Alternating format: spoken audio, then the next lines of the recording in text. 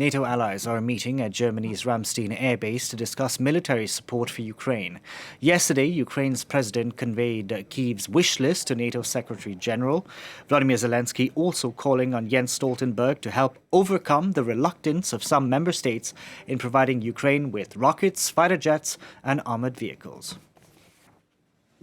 I expect NATO allies at the summit to recommit to support Ukraine for as long as it takes, with substantial military support to ensure that Ukraine prevails as a sovereign independent nation in Europe. And I also expect the NATO allies to agree a multi-year program to help Ukraine transition from Soviet-era equipment standards, doctrines to NATO standards and doctrines. We can now go across to France 24's Dave Keating standing by in Brussels. Dave, good afternoon to you. What can we expect to come out of this meeting in Germany today? Ukraine Defense Contact Group. That's a U.S.-led initiative of all of the NATO countries, plus other non-NATO allies that are supporting Ukraine. And the big focus today is going to be on providing military equipment to Ukraine, specifically armored vehicles, such as tanks. This has been a big discussion. There have been some announcements this week already, such as Denmark and the Netherlands announcing that they're going to send 14 Leopard tanks to Ukraine. We're expecting some more announcements of that vein today. But a big contentious issue today is going to be ammunition. The EU has been slow to deliver the ammunition that it promised through its EU military fund. And that's because there's a disagreement between EU countries about where that ammunition should be bought. France says it does not want to see all of that ammunition bought from the United States, that the ammunition should be bought from EU providers, part of Macron's vision of European sovereignty. The issue is, of course, that would mean that they would be mostly bought from France. So that obviously has prompted some skepticism from other countries.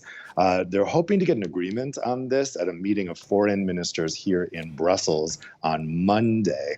But in the meantime, before that agreement, they're looking for maybe some other formats in which ammunition could be delivered, not through this EU fund. Dave, yesterday we had NATO Secretary General Jens Stoltenberg, who was in Ukraine, in Kyiv, for the first time since the war broke out. And when Volodymyr Zelensky and Stoltenberg had the press conference yesterday, Zelensky sort of outlined that he wanted Ukraine's relationship with NATO to change. They have applied to join the military alliance, but will Ukraine be getting any timeline at the upcoming NATO meeting in July? Yeah, that's specifically what Ukraine wants here. I mean, Ukraine has technically been an invitee to NATO membership since 2008. It was one of the last things that the George W. Bush administration did. They kind of pushed through this accession opening for Ukraine and Georgia over the wishes of Germany and France. I think since the outbreak of the war, the feeling is that Ukraine's membership in NATO is probably an inevitability given the current situation. However, the allies have been very reticent to put any kind of timetable on that. Specifically, what Ukraine wants is a timetable agreed at that next summit of NATO prime ministers and presidents in Vilnius, Lithuania, in July. They're unlikely to get that, I think, based on what we've heard so far today. This morning, Secretary General Stoltenberg came in saying that, look, the priority right now has to be on ending the war. We can't start accession talks until the war ends. Now, many in Ukraine worry that that means the allies think that the war is going to go on for many years. The issue for the allies, of course, is that if Ukraine were to hypothetically join right away, that would immediately put them at war with Russia if the war is still ongoing.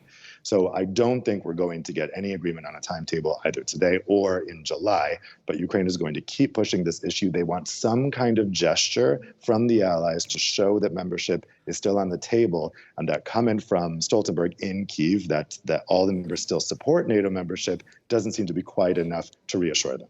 He also wants security guarantees in place. Thank you very much for that, Dave. Dave Keating reporting that for us from Brussels.